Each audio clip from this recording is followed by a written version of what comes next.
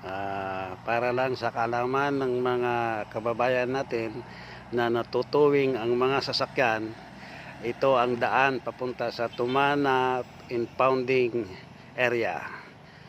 Ito yung tulay, Tumana Bridge.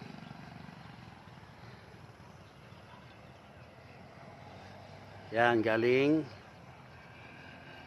Nawasa.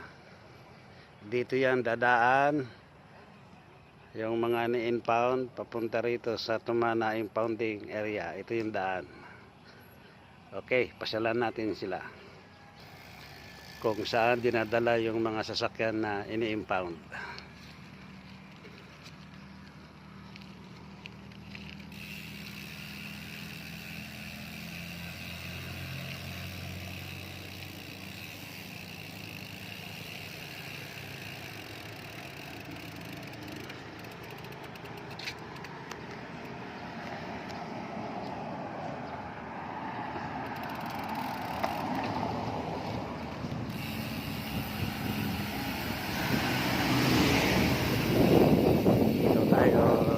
Papunta sa impounding ng Tumana ng MMDA area.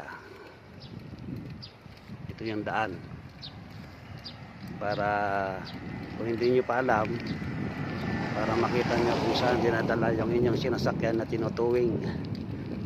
Ayan o.